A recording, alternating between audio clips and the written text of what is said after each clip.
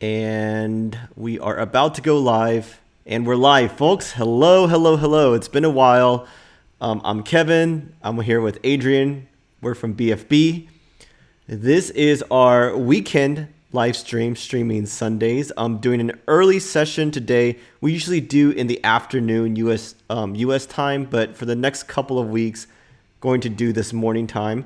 And last week we didn't do one because I was in the Bitcoin conference in Miami. That was quite fun, quite illuminating. I know a lot of people said things look crazy and it was a bad look, but it was just great to see like crypto events start to kick off live and in person again. So that was really fun. And some people like Jack Dorsey and other ones really got me drinking the Kool-Aid for Bitcoin all over again. They were like, Bitcoin's the most important thing that they're going to work on in their lifetimes.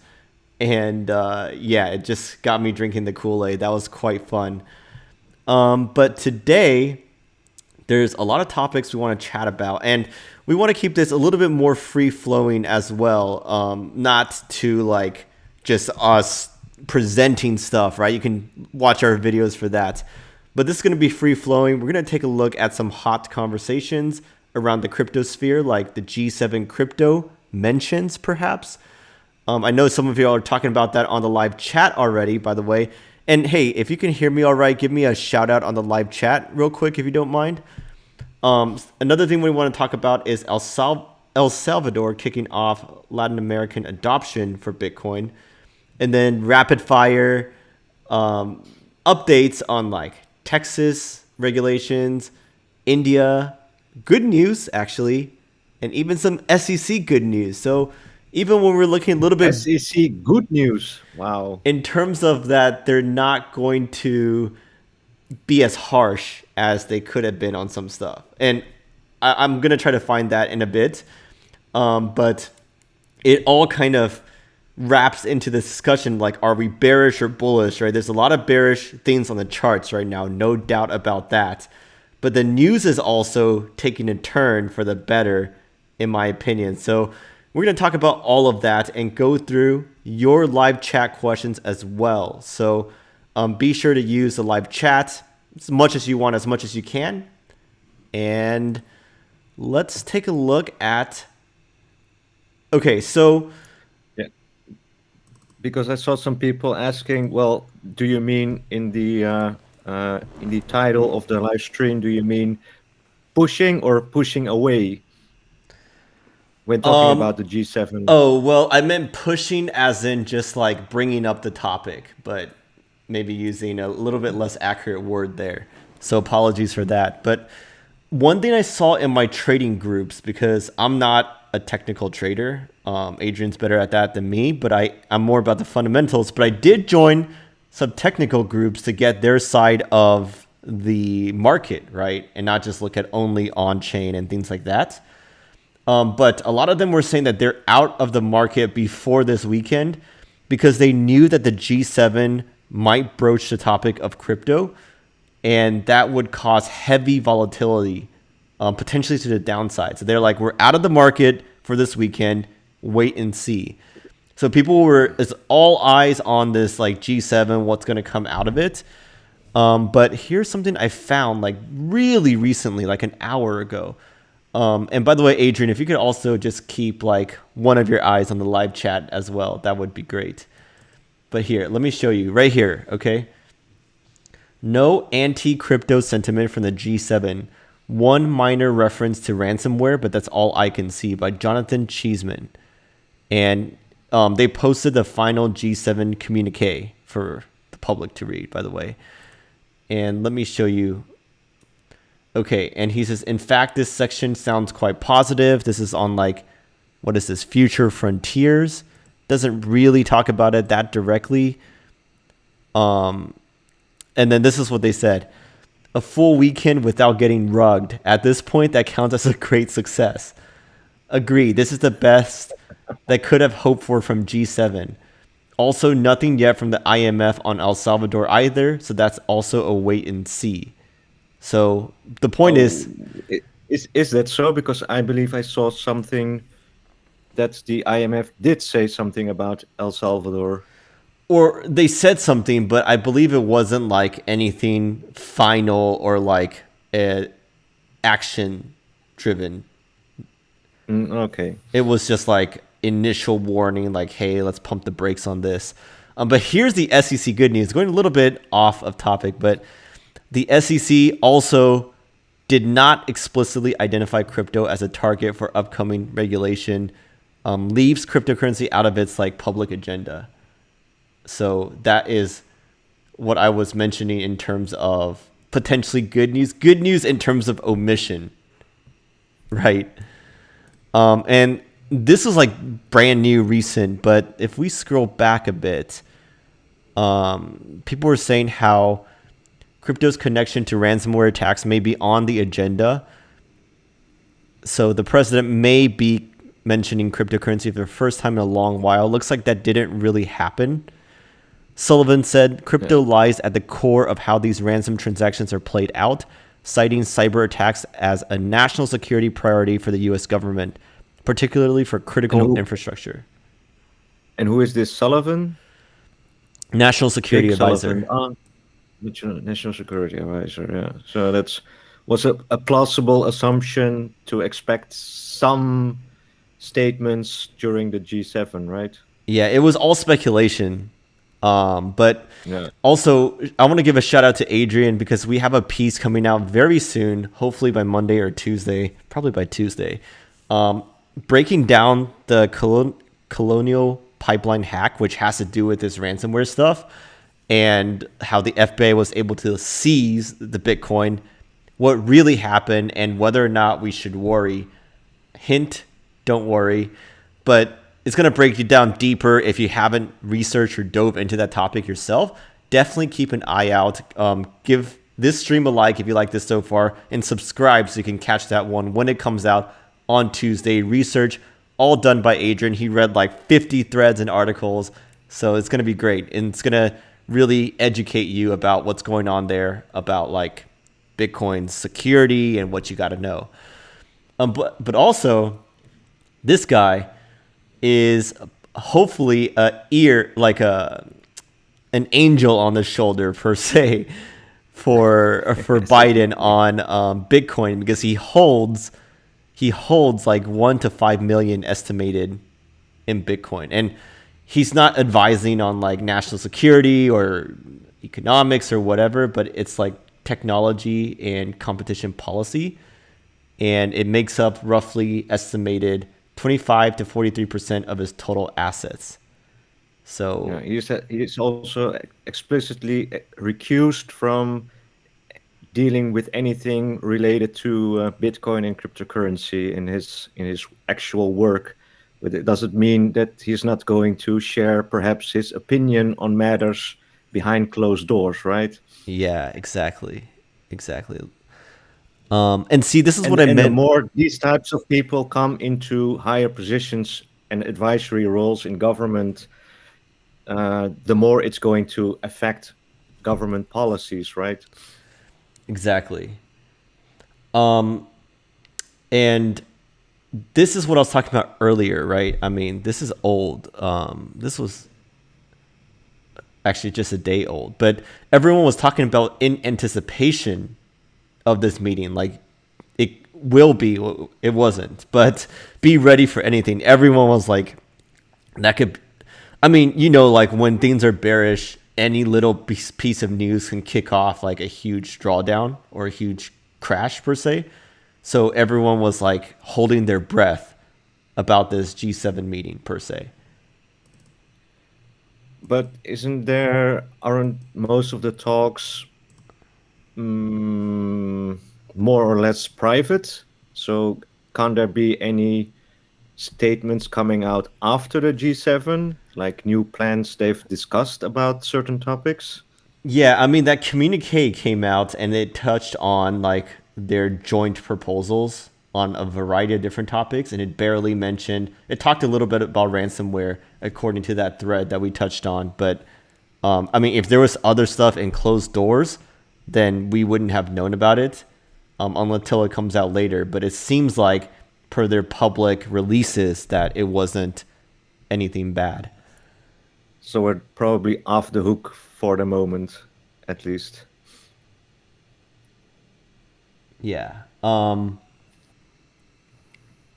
Let's see. Let's see. Okay, so I want to touch on some El Salvador stuff because that was announced during the Miami Bitcoin conference, like live.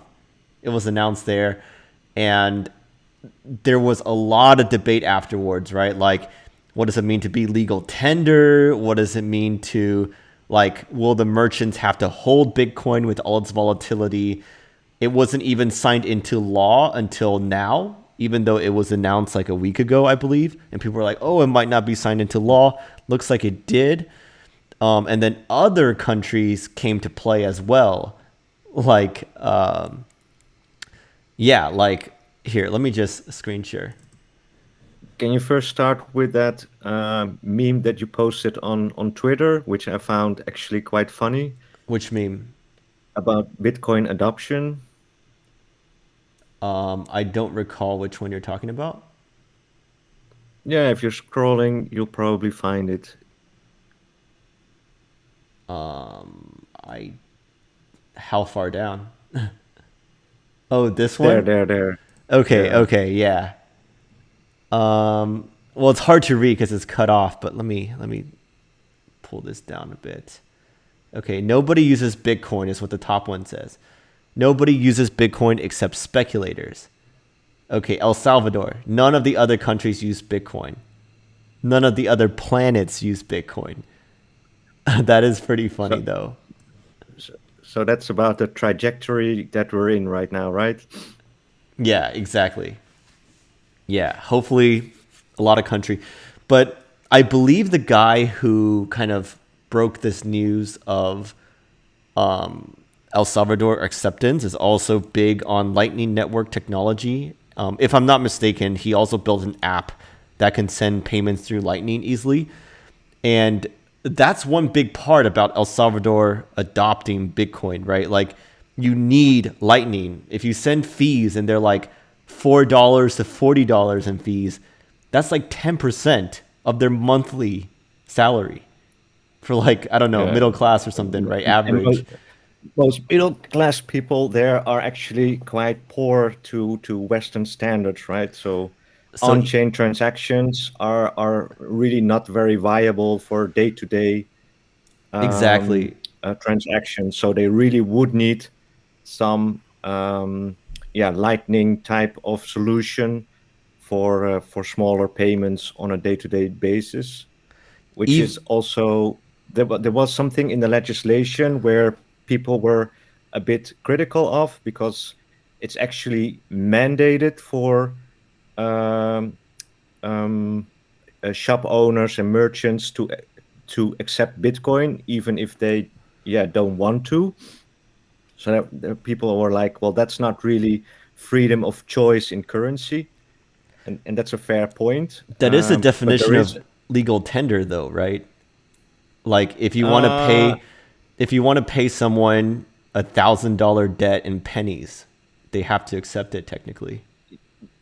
yes, yes and no, but they also still have the US dollar as legal tender, right? Yeah, yeah, that's true. And and and obviously the infrastructure is not really there yet in El Salvador to for everyone to do that in a responsible way.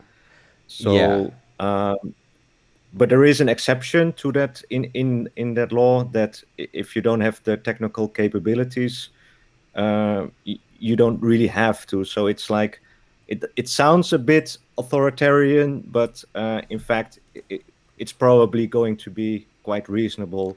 And obviously, there are solutions to think of if merchants accept Bitcoin that are going to be immediately converted into US dollars because that's one I other thing part of the plan yeah. that you're always able to immediately exchange for dollars and back if you And want to.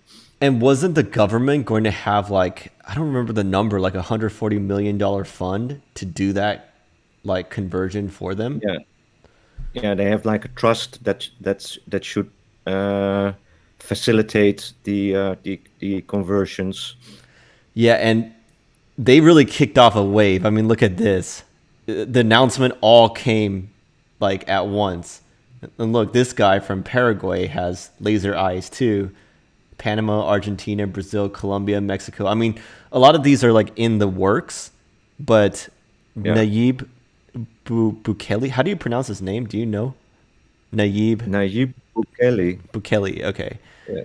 Okay, let's read some of these articles. Okay, let's see.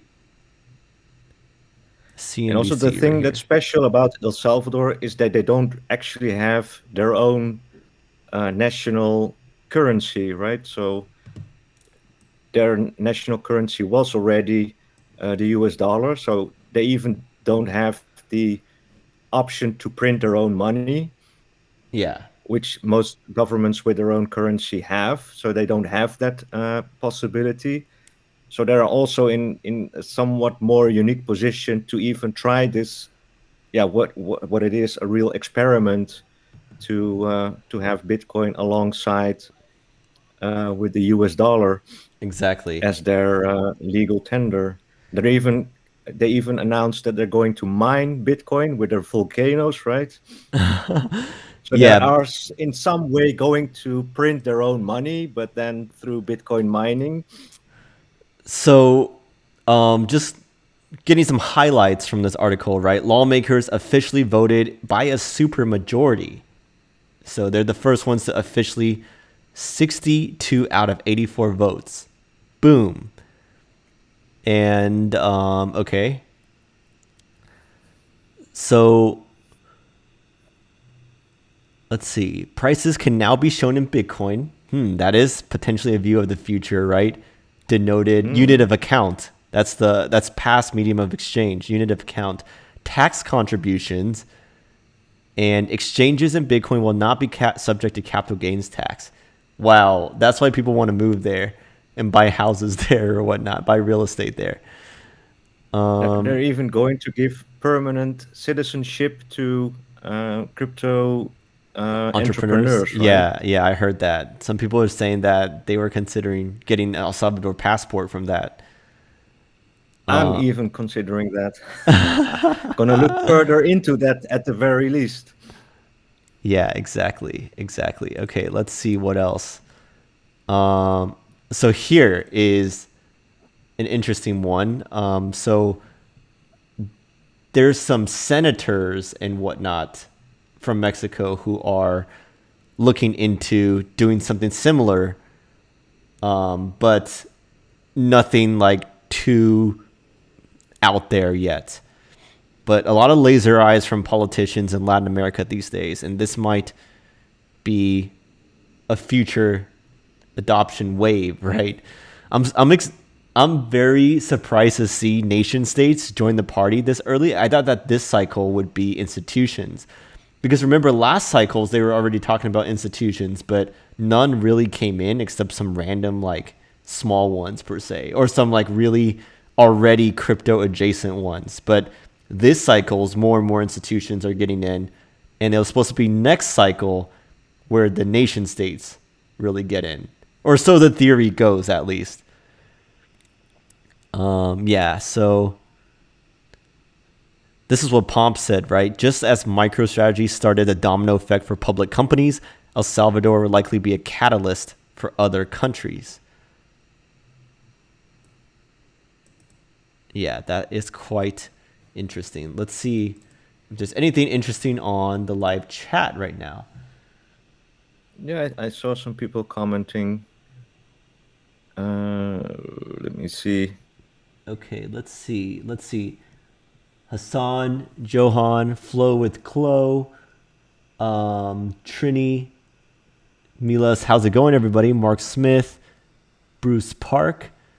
Hello, everybody. Thank you for joining us today. If you don't mind giving us a quick like, if you're enjoying the stream so far, we try to do this type of stream every weekend. And subscribe if you want to catch our content during the week as well. I'm going to do a Worth the Hype video on Cardano, and also before that, a video with Adrian, or the one that he researched about the Colonial Pipeline, FBI, that whole hoopla, right? Breaking that down, explaining that and what really happened. Josiah Pham says sideways for 2 to 3 months and up. I could see that happening. I hope so. Man, bear, pig market. Flow with Clo. Okay, we are convinced of the potential of technological transformation for the common good in accordance with our shared values. Yeah, that's pretty vague what that mention of it. Western Union, MoneyGram, many remittances will add BTC. Lax Lifters, good to see you. Good to see you. Hope you can join our stream again in a couple weeks. Banana Republic should adopt Bitcoin. Yo from Australia. So, yeah. Excuse me. Okay. Amos says many nations with unstable economic factors will quickly realize not only the economic impact to their economy and social improvements cryptocurrency adoptions will bring, Yeah. but That's also the trustworthy, stable financial system crypto can bring to regions that don't have traditional access is huge. And yeah, also exactly. because if you employ in your countries like an extra payment rails, it's also going to protect you from global problems in the financial sector, which some people are also anticipating with the current money printing and Yeah. global financial instability. So, if anything happens on that level, and you have as a country your a second reserve payment system with a with Bitcoin as like the currency, which isn't dependent on any banking system or any government or any global system, then you're immediately going to be self-reliant despite the rest of the world being burning, right? So I think that's a really, really good way of making your country resilient to global financial disaster, which some people are actually anticipating. It's really interesting that we see so many different views and actions and like embrace or pushing away of crypto around the world. Like some countries push it away, some embrace it, some states within the U.S. Embrace it, some push it away, some politicians embrace it, some push it Texas away. also came with some Yeah. recent. You're going to talk about that, right? Exactly. But As well. before that, huge news. Remember that India ban that caused like huge FUD? Remember that? It was like Hmm. from a month or two ago. According to this, 2 hours ago, breaking news. Huge news from this week. India will not, I repeat, will not ban Bitcoin. The tide may have finally turned for crypto in India as reports indicate a softer stance by the government towards crypto. So let's take a look at this. And this is exactly why you should take thought always with a huge grain of salt and not Okay, let it influence your tofu hands. yeah, no tofu hands, guys. Tofu hands are the weakest hands. It goes from paper hands in terms of weakness, lettuce hands to tofu hands. That's the ranking. Okay, so Indian state officials no longer keen. The regulatory bill may be up for discussion during the session of parliament. Okay, according to a report by the New Indian Express on Thursday, their hostile stance appears to be shifting towards more common sense regulatory policies for crypto. Authorities have dropped earlier plans for a blanket Bitcoin ban. Dang, they must have shorted Bitcoin before they dropped that news, like a blanket ban. The Security Exchange Board of India, tasked with overseeing, okay, they will debate a comprehensive bill studying protocols, blah, blah, blah.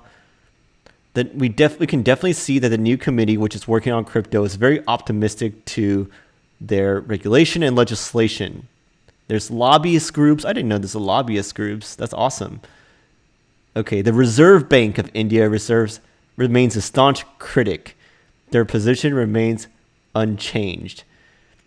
Of course, right? We're making banks irrelevant. Logically, Yeah, we're making them yeah, irrelevant. especially central banks and the power of money printing by government entities, right? And that's something El Salvador doesn't have as a power tool in its box anyway. So that makes it a much easier decision to make, while other countries that do have the money printing power, they're going to be very, very reluctant to give up that power. And we'll see Bitcoin more as a challenge to their power than a country like El Salvador does.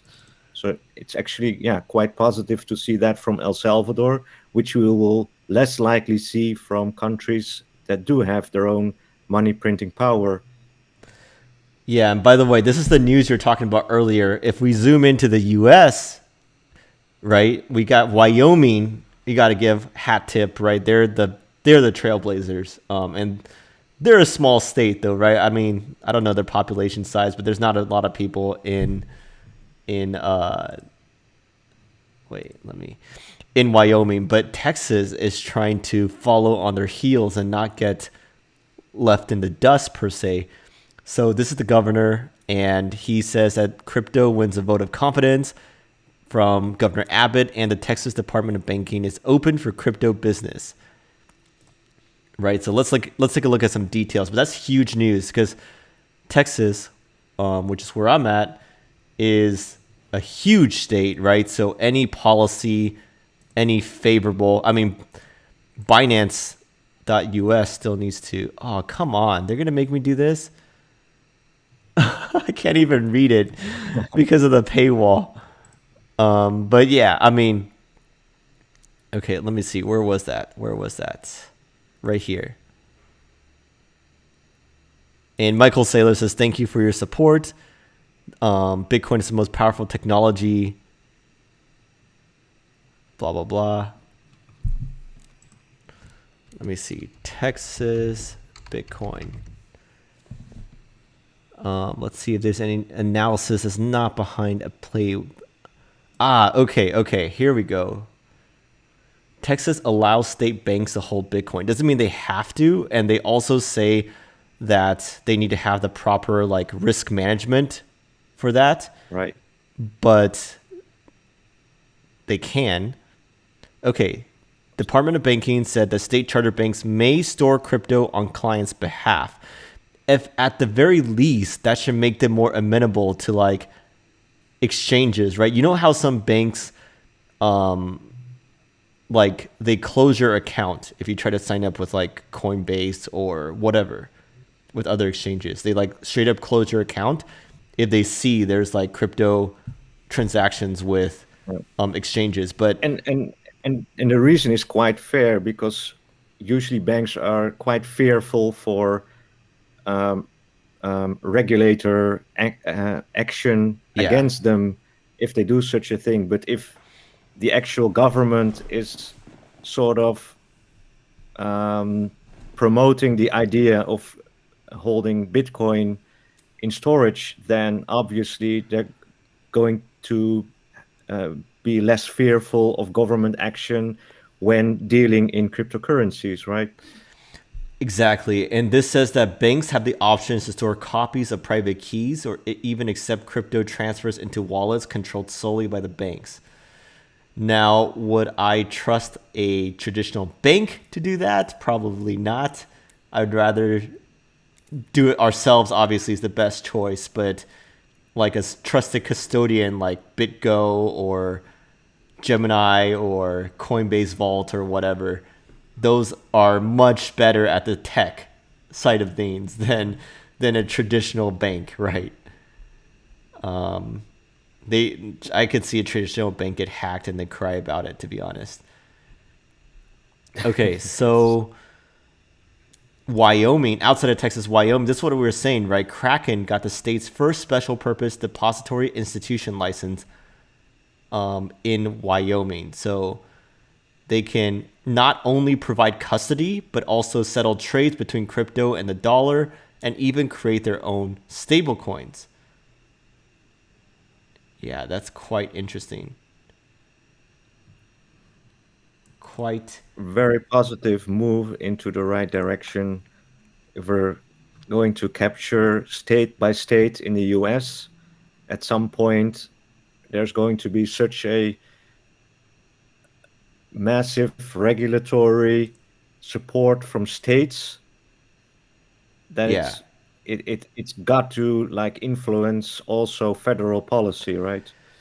Yeah, it's kind of like weed too. Like weed, people were always saying like make it federally allowed, but it looks like it's not necessarily needed to be like that because all the states are slowly or pretty quickly now. I don't even know, it's like half the states or more now have like weed friendly laws, starting with like Colorado and then a lot of other ones really.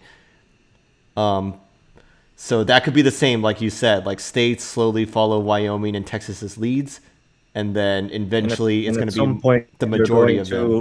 to exactly, you're going to reach some critical mass, and then it's going to be very much easier to deal with Bitcoin and to also be less fearful that there are going to be like massive crackdowns from the government on Bitcoin, right?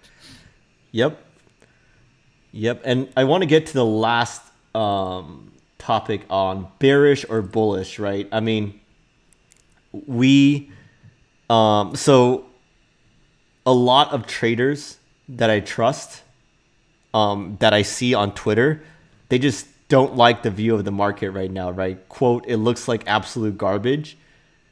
And I know Adrian had one that he wanted to bring up. Let me see if I can bring, if you want to like commentate on this for a sec. This is the, okay.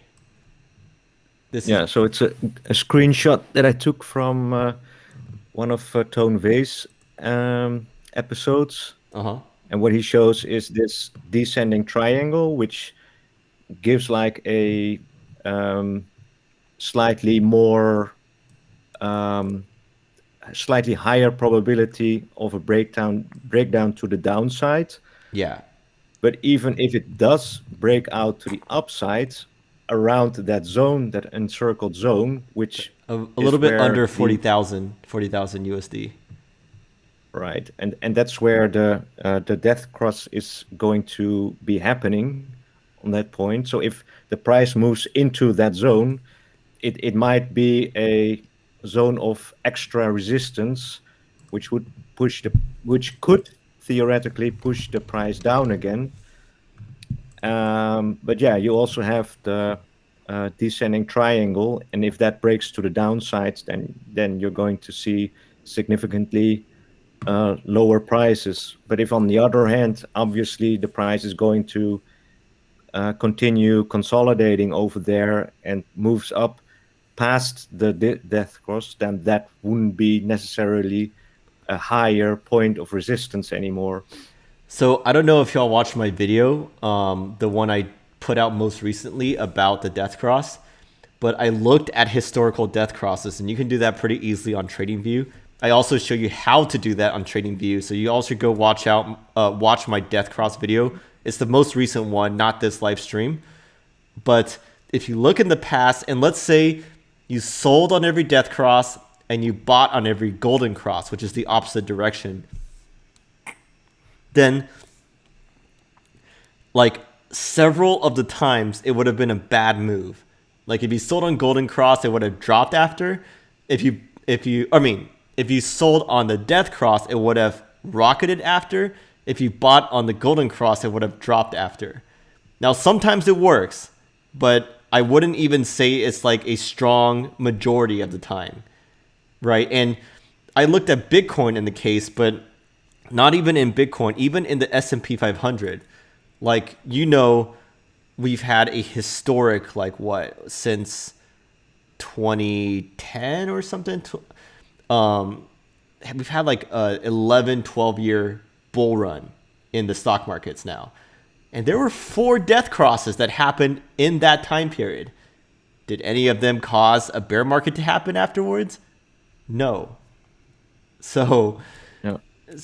and But yeah, go ahead. just to be like accurate, in this situation, Tone is using the death cross in a different way than what you've talked about in your video. So that's important distinction to make. Like he's pointing it out, like it's a zone of resistance if the price comes near it. Right, But right. he isn't talking about the death cross is going to change the sentiment, because he Tone Vays himself is not necessarily expecting that to happen either. Yeah, yeah, exactly. And I think it's interesting to note the distinction, because death crosses, there's like two types too. There's death crosses where wait, let me bring up that thing again. I think it's easier to convey when we have this picture open. Okay, right here. Right here. Okay, so this orange line is the 200-day moving average, and this like darker purple line is the 50-day, right? So death cross is when 50-day crosses below, and a golden cross is when the 50-day crosses above the 200-day.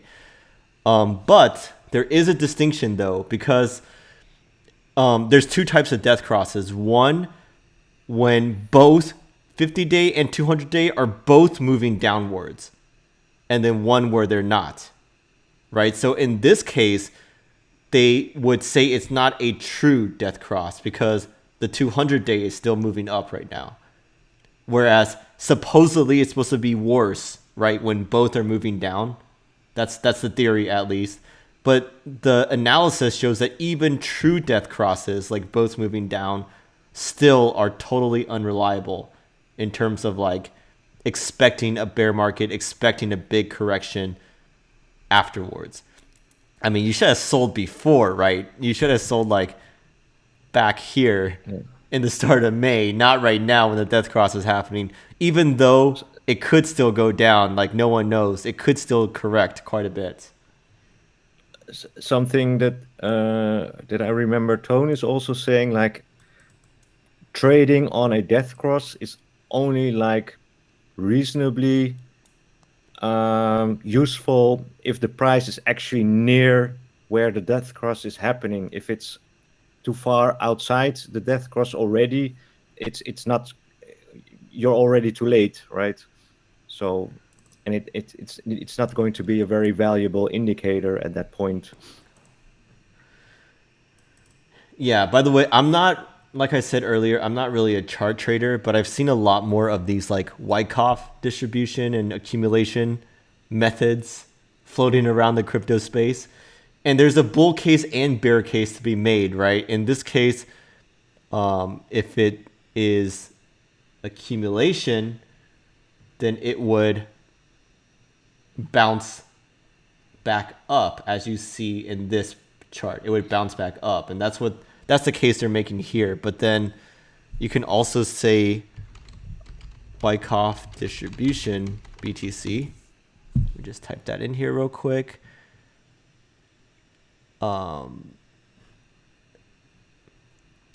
Wyckoff distribution is the other way, right? That's the point. You don't know for sure, but you can make a case based on the Wyckoff method. And distribution schematic number one would be when it drops down. And that's the case this guy is trying to make, at least with the charts. And also another piece of bearish news. These are all on the chart on like the TA side, by the way. Head and shoulders, BTC. Some people say like there's a giant head and shoulders.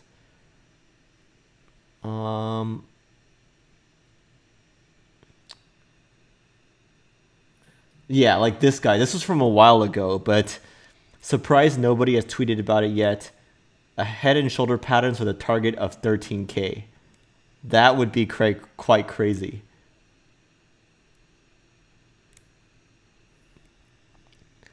Head and shoulders. Yeah, I don't know if anyone in the live chat is a chart trader. Your thoughts on the charts right now? Philip says TA disregards hyperinflation, so whales can manipulate the price, but they can only do it so much for so long. The dollar is on a timer. Where are people going to put money in and sell off? So this guy is also making the same case, right? Look at this zoomed out. This makes it a better left shoulder, head, right shoulder. If it does play out, validated below 30K major support, do look out below as 10K to 20K becomes reasonably likely outcome in price discovery downwards. Honestly, I'd be absolutely shocked if we got like significantly below 20K. Then again, I've been Significantly shocked. below, yeah. I've been Then that shocked would be before too, but yeah, I'd be yes, shocked. me too. I think a correction in the 2023 area is very reasonable and would be actually be very healthy for a longer sustained bull run. If we get there And I quickly, think hopefully, and not take forever to get there. I hope it's not going to take forever to get there. That's absolutely true, because that would, if it would take forever, then it would be a bear market. Yeah, exactly. Uh, if we just go back there in a quicker fashion, then I would say it's an actual healthy correction, from which hopefully we will turn and go back upwards. But at least we would have retested the previous all-time high from 2017, Yeah. and we would have closed um, the Christmas 2020 CME gap. Yeah. So we would have two dangerous scenarios off the table and clear the path for even higher prices. So that's what I'm hoping and anticipating for. And for everyone that's looking at Bitcoin from a higher perspective, it would be a great time to accumulate and dollar cost average more Bitcoin at a lower price. So it You know, shouldn't concern anyone with diamond hands. one interesting thing though is that we have so many stable coins these days compared to the last cycle. And so a lot of people sold into stable coins rather than selling to like USD and completely withdrawing from like the crypto sphere per se.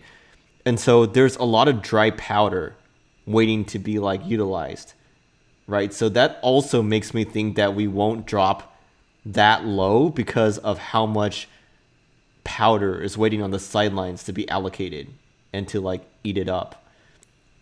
That and Michael That Saylor's what? sounds Michael Saylor was buying how much again? Like 400 million in Bitcoin. Michael Saylor Bitcoin buy. Let me see. I forgot the exact number. 500 million note. 400 million. 400 million. Yeah, that's quite funny. He's going to go crazy. Um and I'm sure he's not the only one. I'm really, really very, very sure that high net worth individuals, even a lot of investment funds, hedge funds, and everything is accumulating Bitcoin very, very carefully now that they got the chance to take the opportunity from lower prices. So even though it's going to go down, you must keep in mind that a lot of people with a lot of money, smart money, is accumulating Bitcoin. I'm really very sure about that. So that means maybe we should do the same thing. And we have a very easy method for that, and that's dollar cost averaging. yep. Yep, definitely. Don't Definitely. have to worry about market timing, prices, technical analysis.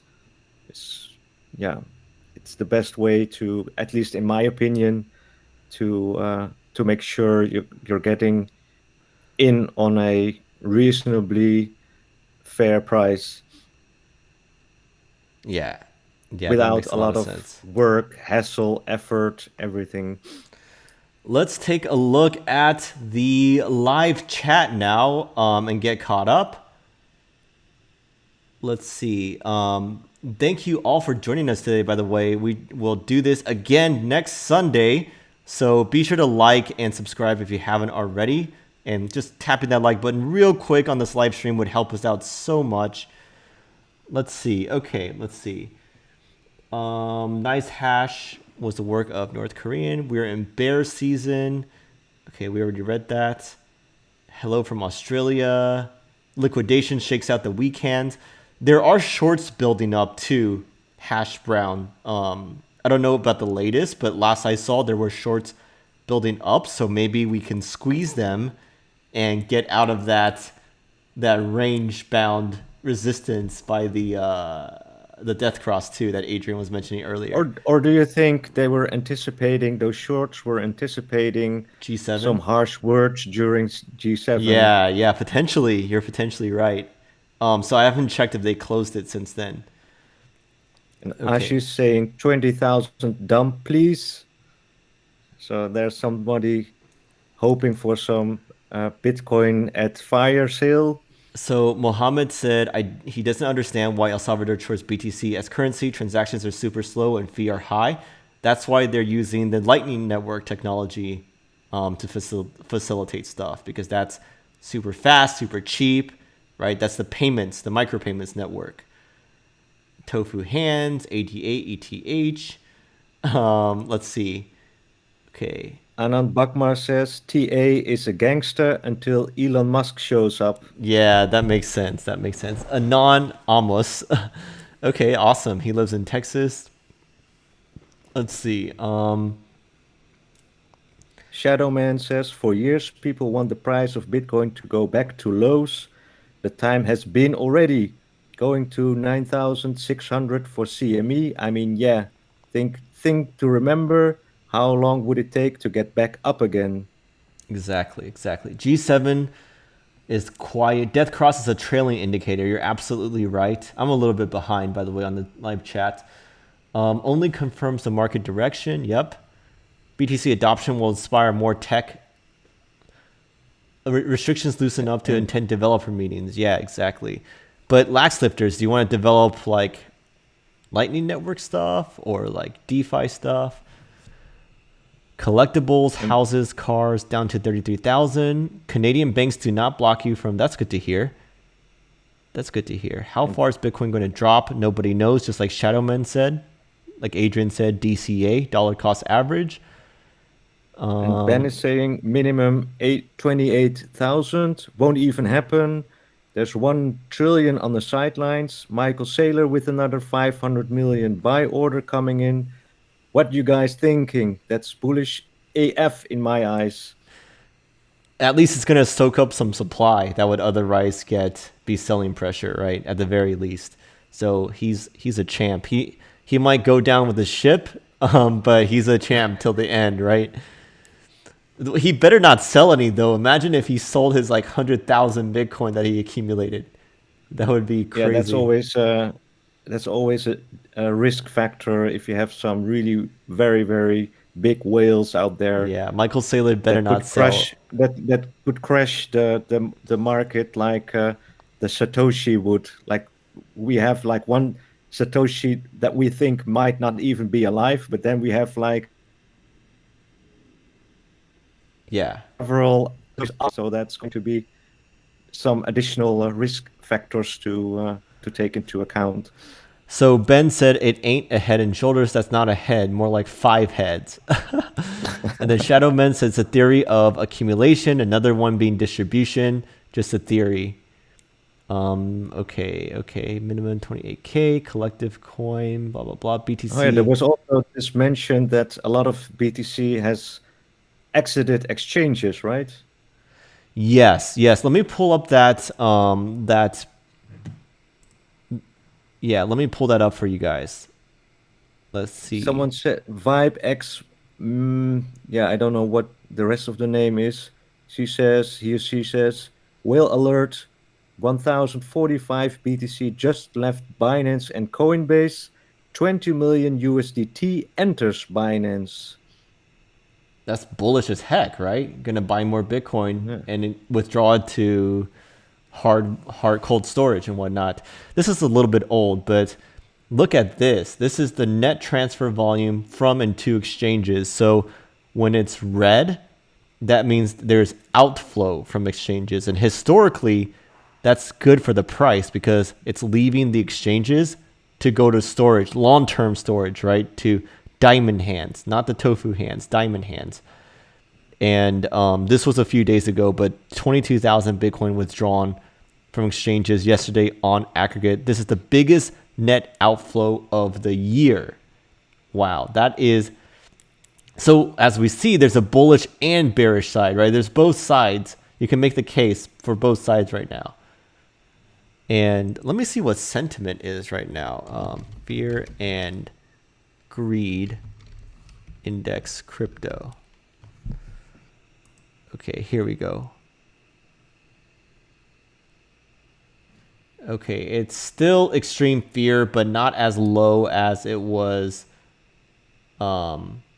like it was here like a week ago. So a little bit better. While the price didn't even change that much, right? It's still in the same.